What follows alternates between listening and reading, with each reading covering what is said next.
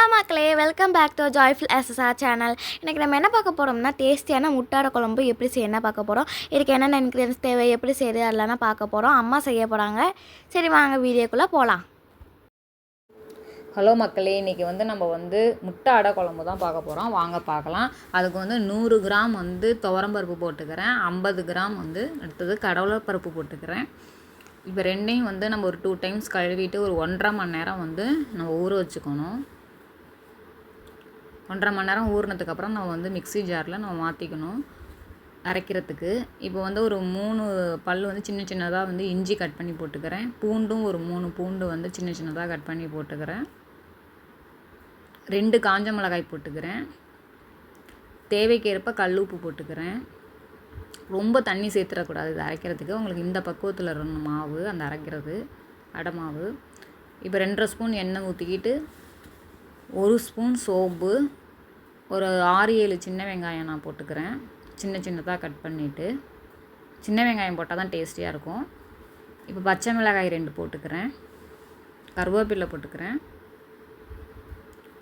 தக்காளி 2 தக்காளி போட்டுக்கிறேன். தக்காளி சின்ன சைஸ் தக்காளி 2 தக்காளி போட்டுக்கிறேன். தேவைக்கேற்ப கல் உப்பு போட்டுக்கிறேன். ஓரளவுக்கு வதங்கி வரணும். இப்போ கரம் மசாலா தூள் 1/2 ஸ்பூன், சோம்புத்தூள் 1 ஸ்பூன், ஜீரகத்தூள் 1 ஸ்பூன். இவை எல்லாத்தையும் நல்லா நம்ம மிக்ஸ் பண்ணிக்குவோம். அடுப்பை சிம்மில் வச்சுட்டு நம்ம வதக்கணும். இப்போ 1/4 டீஸ்பூன் மஞ்சள் தூள் போட்டுக்கிறேன். குழம்பு மசாலா தூள் ஒரு 3 ஸ்பூன் போட்டுக்கிறேன்.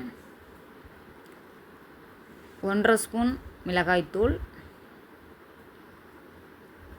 ஓரளவுக்கு நல்லா வதங்கி வரட்டும். இப்போ ஒரு கொஞ்சமாக புளி கரைச்சிக்கிறேன். நெல்லிக்காய் சைஸ் அளவு கூட கிடையாது, அதை விட கொஞ்சம் கம்மியாகவே கரைச்சிக்கிறேன். ஏன்னா ரொம்ப புளிப்பு சேர்க்கக்கூடாது, ரொம்ப புளிச்சா நல்லா இருக்காது.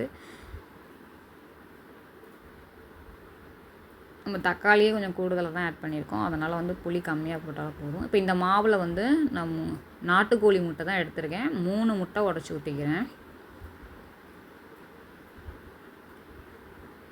இதை நம்ம எல்லாத்தையும் நல்லா மிக்ஸ் பண்ணிக்கணும். இப்போ வெங்காயம் பெரிய வெங்காயத்தில் ஒரு பாதி வெங்காயம் அதில் போட்டுக்கிறேன்.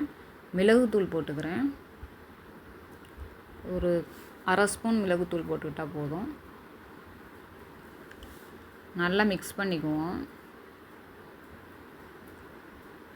கொஞ்சம் மஞ்சத்தூளும் போட்டிருக்கேன், 1/4 டீஸ்பூன் மஞ்சத்தூள். நல்லா மிக்ஸ் பண்ணிக்கணும். நல்லா எல்லாம் அந்த முட்டை அந்த மாவில் நல்லா மிக்ஸ் ஆகி வரணும். இப்போ குழம்பு ஓரளவு கொதிச்சிக்கிட்டு இருக்கு. இப்போ சின்ன சின்னதாக நம்ம தோசை தவாவில் சின்ன சின்னதாக நான் அடையாக ஊற்றிக்கிறேன். இப்போ உங்களுக்கு இந்த மாதிரி ஊற்றிக்கணும் சின்ன சின்னதாக.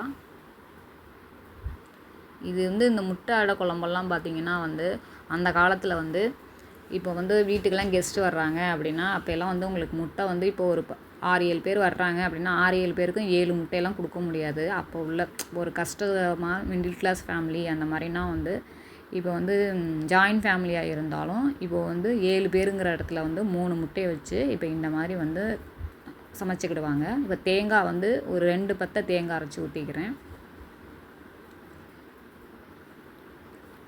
அந்த காலத்தில் இந்த மாதிரி குழம்பெல்லாம் வச்சு சாப்பிட்டாங்க.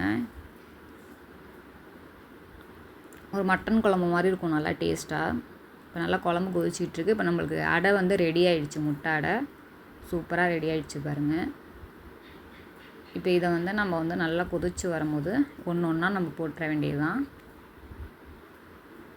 இது நல்லா குழம்புல ஊறி இருக்கணும். ஒரு 1/4 மணி நேரமாவது ஊறி இருக்கணும். இது குழம்பு கொதித்து நம்ம ஆஃப் பண்ணி ஒரு 1/4 மணி நேரம் நல்லா அந்த குழம்பு மசாலாவெல்லாம் அந்த முட்டை அடையோட நல்லா ஊறி வந்தால் தான் நல்ல டேஸ்டியாக இருக்கும் மக்களே.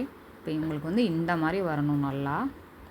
நல்லா டேஸ்ட்டாக இருக்கும். இது சூப்பராக ரெடி ஆயிடுச்சு பாருங்கள் மக்களே, சூப்பராக நம்மளோட முட்டை அடை குழம்பு ரெடி ஆயிடுச்சு. நீங்களோட ட்ரை பண்ணி பாருங்கள். இந்த வீடியோ பிடிச்சிருந்தா லைக், ஷேர், சப்ஸ்கிரைப் பண்ணிடுங்க. பாய் பாய்.